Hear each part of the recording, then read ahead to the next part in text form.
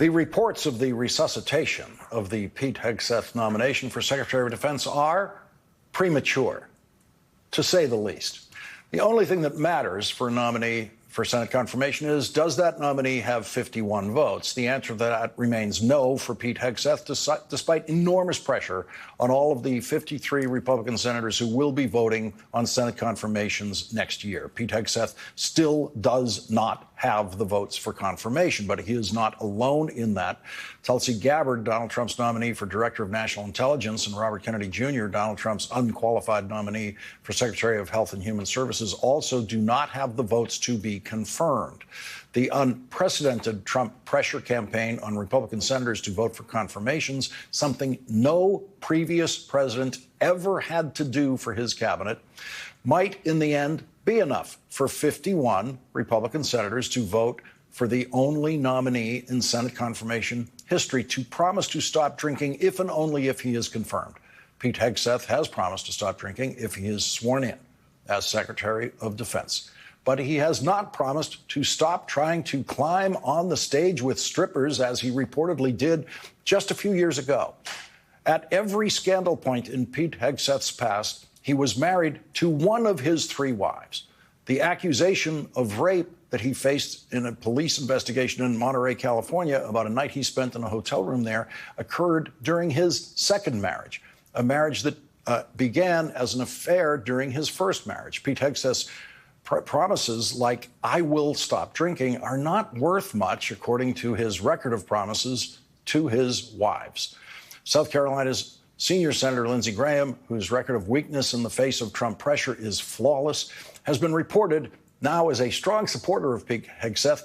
But even Lindsey Graham yesterday added the word "unless" to his support for Hegseth. I'm in a good place with Pete unless something I don't know about comes out. These allegations are disturbing, but they're anonymous. Unless something else comes out. So if more allegations come out, who knows how Lindsey Graham votes? Lindsey Graham told Kristen Welker on Meet the Press that Pete Hegseth told him that he would release the woman who accuses him of rape from the non-disclosure agreement she signed when Pete Hegseth paid her an undisclosed amount of hush money. Pete Hegseth's lawyer, Timothy Pelletore, immediately threatened a defamation lawsuit against the woman if she speaks publicly, adding, "I suspect that she's not going to come forward at all. There's no benefit. It's all downside."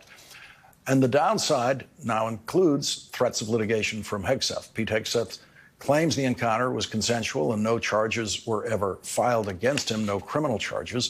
Former heroin addict and convicted drug criminal Robert Kennedy Jr.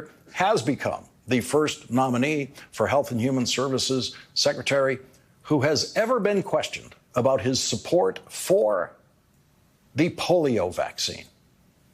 Mr. Kennedy, what's your position on the polio vaccine? Do you mind repeating what you said previously about the polio vaccine? Do you support it? Yeah, I support it. Robert Kennedy has said that the polio vaccine has killed people. He doesn't know how many. Robert Kennedy has said there is no vaccine that is safe and effective. Joining our discussion now is Democratic Congresswoman Marilyn Strickland of Washington. She's a member of the House Armed Services Committee. Thank you very much for joining us tonight. You have jurisdiction over the Defense Department, and the next Secretary of Defense will be reporting to you in accountability hearings in your committee. What do you make of the Hegseth nomination so far? Oh, I was on your show about a week and a half ago, Lawrence, and my position has not changed. Pete Hegseth is unqualified to serve as Secretary of Defense. This is an incredibly important job with a lot of jurisdiction, a giant budget, and the fact that he has been accused of sexual assault, that his own mother wrote a scathing note to him about what a terrible person he was and how abusive he is. He's been accused of being drunk on the set at Fox News, and now Senator Graham has said, let's see the report of the non-disclosure agreement. My worry, of course, in this is that Jane Doe, who's the accuser, is going to be bullied, intimidated, and she will be dragged through the mud. And there's a reason that victims of sexual assault are very reluctant to come forward, because they're the ones who get put on trial. I will say it again. There are a lot of people who are Republicans who are qualified to be Secretary of Defense. Pete Hegseth is not one of them. And the only reason he is being chosen is because he is blindly loyal to President-elect Donald Trump.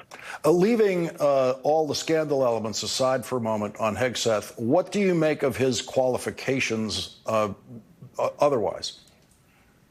You know, he will be succeeding a four-star general. And I appreciate his service in the military, but he has never had charge of anything on the same scope and scale of the Department of Defense. And, you know, I talk about qualifications, even sexual assault aside, but you cannot ignore that. That will not go away. There are a lot of people with a lot of military experience who are not civilians who could step in and do this job and have the expertise. I think about the career of Lloyd Austin. He served his country for a long time. He's had jurisdiction and control over so many people, different branches of government as part of what he did as Secretary of Defense. But to compare General Austin to Pete Hegseth is an insult. And again, I come back to these allegations of sexual assault. There will be, I believe, 25 women in the U.S. Senate in 2025, 9 of whom are Republicans. I ask myself, how on earth could these women even support this nomination, let alone vote for him to confirm him? Congresswoman Marilyn Strickland, thank you very much for joining us again tonight.